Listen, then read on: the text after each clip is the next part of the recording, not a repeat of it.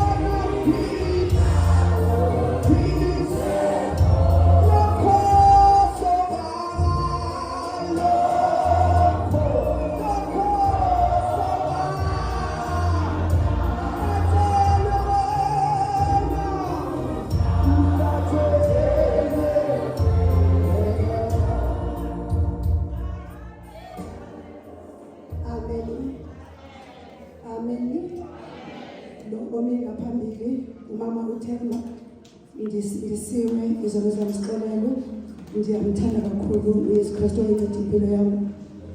Ndime apha ndiceliwe ikomiti yabantu abatsha ukuze sizothetha ngesinye sezihloko esi-afektha abantu abaninzi. We are going to talk about mental health phakathi kwesihloko esikhuluma i-rejection. Amen. I-rejection, what is rejection? I-rejection is also called as one of our phobias. I-phobia ebizwa ngokubana i-anthropophobia. Amen. Yes, i-include intoni i-rejection. Umuntu one-rejection uba nayo i-anxiety, abe ne-depression, sometimes physical pain, abe ne-shame, abe ne-guilt, njani. Lo muntu ozibona okanye ophethwe okanye osifumana elixhoba le-rejection ifumaneka njani? Qala kwi-upbringing, iya-affectwa kakhulu yindlela umuntu akhule ngayo.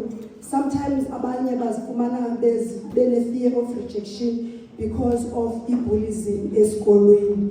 Masithethe ngendaba eqala yasekhaya, la ngicabanga ukuthi ingaki bakhona. Abazali bethu, they need to understand ukuthi abantwana ke abafani. Amen.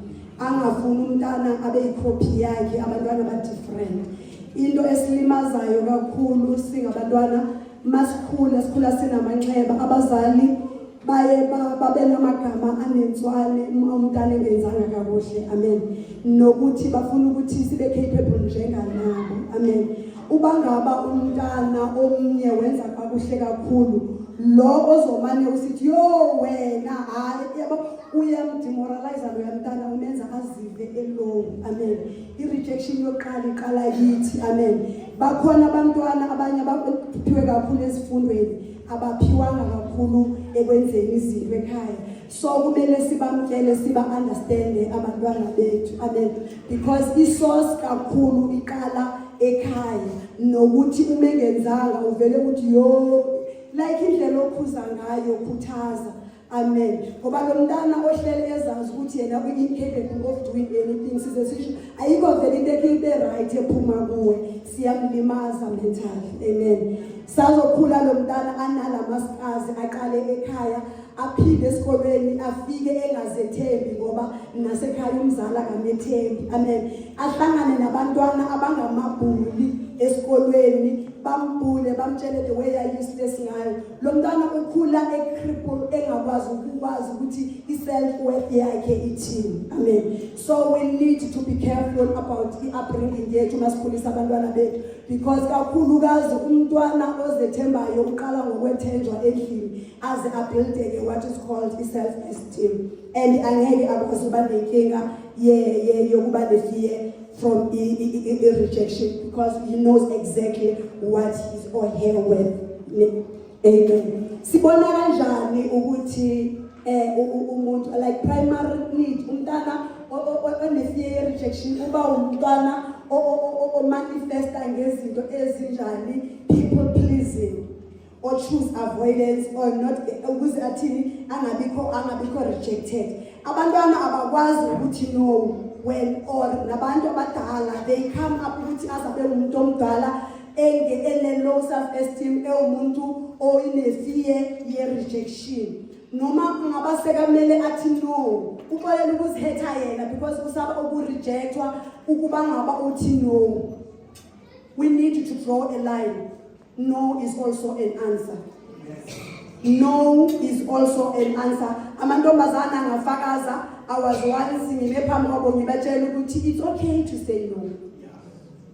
You don't always say yes even if leyo nto leyo iyakulimaza. You need to love yourself in a way that you even protect your mental health. Amen. So umuntu oyi-people pleaser is because ufuna uba abambe lama relationship because unenkinga yokuwaholda. Bonke abantu bayamphunyuka because bacabanga ukuthi akakwazi ukuthi enze ngcono. Amen. So uma ngaba efike leso stage soku-avoida abantu abeyedwa, ubaleka ukuhetheka, ubaleka umuntu ukuthi angalimali, ne? Akhethe ukuthi azikhethele esayidini. You can even think noma in a simple way umuntu uya ku-interview angaphumeleli, umuntu ozazi ukuthi u-capable, noma umuntu I'll try next time and it means it was a good a chance for me ukuthi ngikhole ukuziprove, then I can try even better. But umuntu ojwayele ukurejectwa ubona kahle ukuthi vele abangithandi, vele mina angiyena umuntu okhonayo, ubona as blame, une self blame, ufeel ashamed about yena umuntu onenkinga ye rejection. Amen. It depressed lento kwesinye isikhathi njengoba ngishilo ngathi iba nayisayini ye-anxiety, umeyedwa uyabuza ukuthi why mina ngingakhoni. You can't even set ama-goals because uzibeka la acabanga ukuthi uphelela khona, akakwazi ukugqitha aye phambili. Abaye baze bakhona ukuthi baphumelele mhlawumbe uthole ukuthi bangamabhosi, they try to control ngale ndlela yokuthi bafuna ukuthi abantu babesabe kanti babaleka ukuthi babaphunyuke. They want to feel ukuthi ba-under control yabo. Amen. The truth is they feel inadequate, they feel socially incompetent, abakwazi ukuthi bazethembe. Amen. Siyaleka abantwele ngenxa yexesha, but sizokuzwa ukuthi okay, ama-causes, they need to be accepted. Ne? Umuntu makaplease ufuna ukuthi azokwamukeleka. When you please others, you want ukuthi uzothanda ukuthi ube nabantu abaseduze kwakho bangakuphunyukeli, because everyone is also need to belong somewhere. Need to be loved, need to belong somewhere. it's normally, it's natural, it's basic. Umuntu akekho umuntu ofuna ukungazazi. Amen. So that's why they want ukuthi baqashe ngokuthi bahold ama relationship ngokuthi bavume konke. Amen. Yes, sengishilo ngathi childhood experience, even the siblings yakwazi ukubhala. Good people, I want to emphasize this ukuthi bakhona abantu abakwaziyo ukumela ama jokes, bakhona abangakwazi. Let's accept that. Because omunye ujoka nomuntu onezigazi, the same place ocabanga ukuthi ujoka ngayo into wakhe walinyazwa ngayo. So you also build indaba yamaskazi akhe ukuthi aye elimala kakhulu. Amen. And ibullies ne-criticism abazalwane sicela ukuthi bayikhathe mawucriticize. And I used to say awukwazi ukukhuza umuntu ongakaze umkhuthaze. If singathatha leyo principle yokuthi noma umama orusisa omdala ubona usisa omncane engahambi kahle, awuqala ukuncoma eqala nangerobha ayigqokile nohlabela yonke into encane ukuze kusasa akwazi ukunderstanda uma usosithi ungenzi kanjani. Because when uzane nenkemba ungakaze usule ungakaze upolish angeke umuntu understand. Amen. We all need to be loved, we all need to be known. Let's be careful not ukuthi silimazana. Okay. So in ngaphakathi empini ufila ukuthi is not good enough, is not lovable. Uvelu yakhe itheni incane. Yes. So ama signs wakhona umuntu uthi yes too much, afraid to put ama boundaries njengoba sele ngishilwa avoid abe ne withdrawal. Because akakwazi ukusala kuma relationship akabathemba abantu uyenqena ukuthi abe bruised ne uhlele ezigadile une high self conscience and nokuthi uma ngabasekayenza into ufuna ukuthi ayenze ibe perfect because ufuna that thing ukuthi wenze kahle, ufuna abantu abazoba positive, ufuna abantu abazokhulisa lento elimele kuye. You might not even know ukuthi nawe umdala ukhula ulimele uzophinde uzale abantwana uphinde ubalimazi because you don't know ukuthi uhamba namaskasi. So this part is not only for abantu abasha, it's for abantu bonke. So what is need to be done mangaba sekuthi lesisimo esikanjena? Umuntu wakhona we need ukuthi a change ama thoughts wakhe angathi I must be like afuna ukuba uye ufune ukuba wenze ngendlela wena oyiyona ungafanisi. We are all different but siyakhona. The only thing we need ukuthi if you fail today you can try tomorrow. It means you tried but you didn't try hard.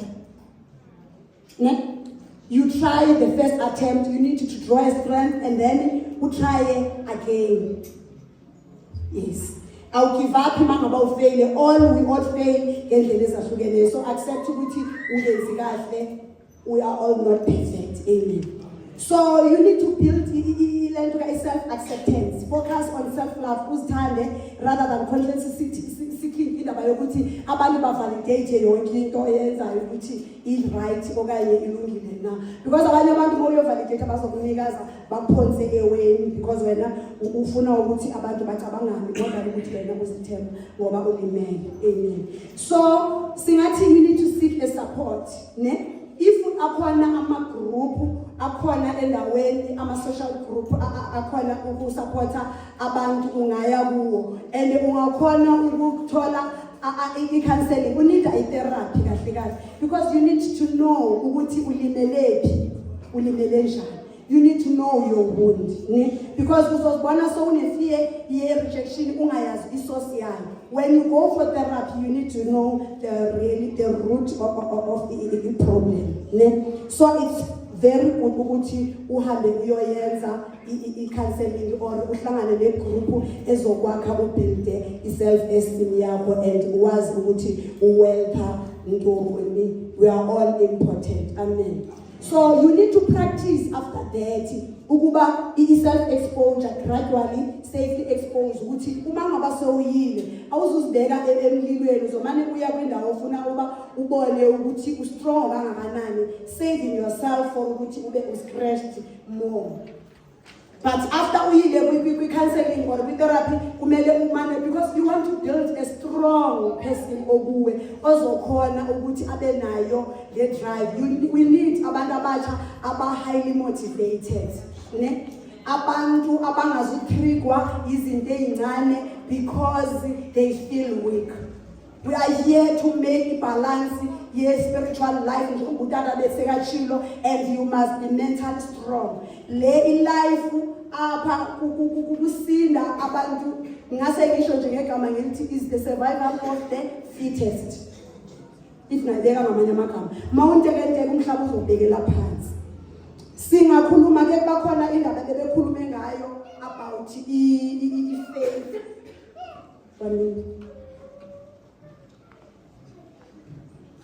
Noba sesiphi isigulo or i-attack onayo mentally. Masingayilandelisa kwicala le-faith. Now I used to say ukuthi faith is our currency. Faith is our currency. When we use faith, we withdraw good on our currency.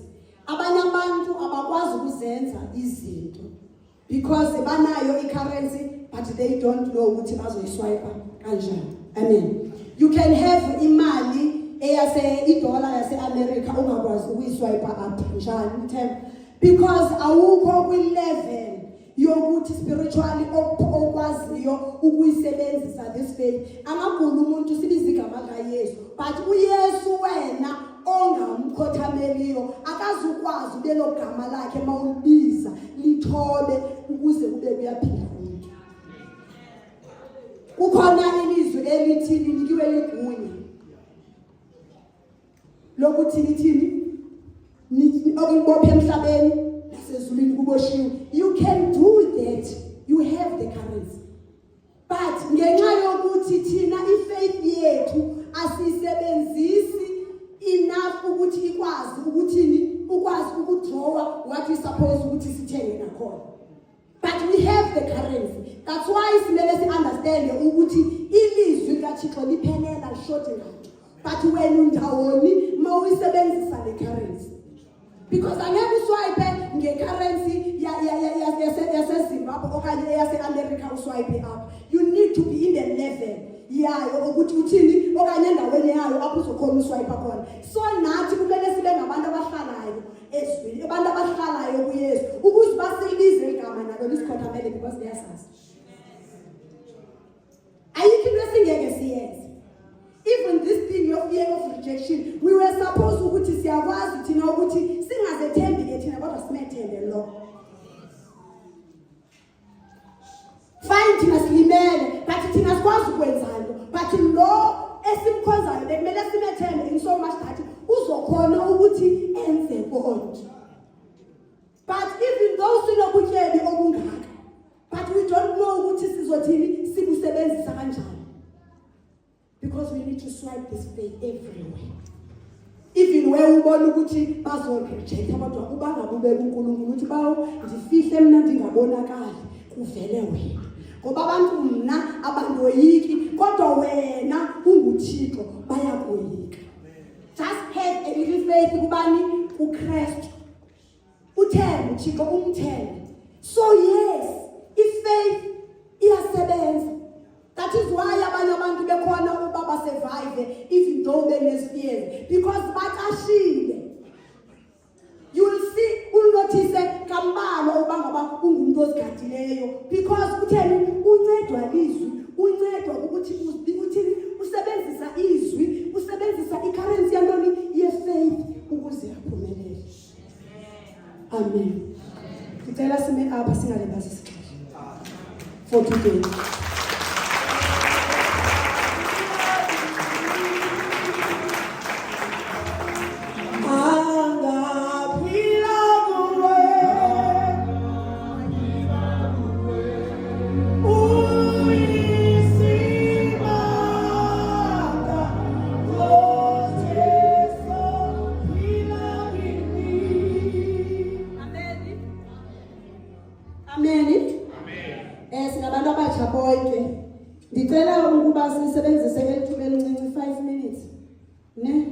uba ukhona umuntu onombuzo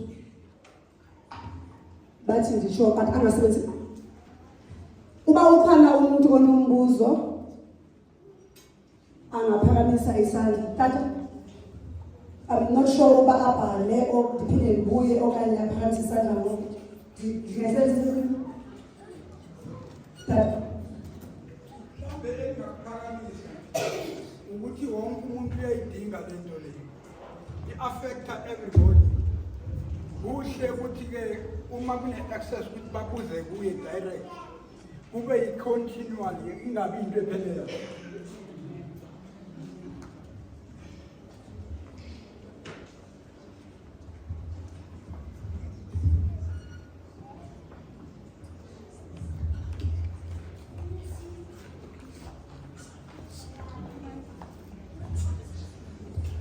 Siyabonga bazalwane. No, it's everything is in order.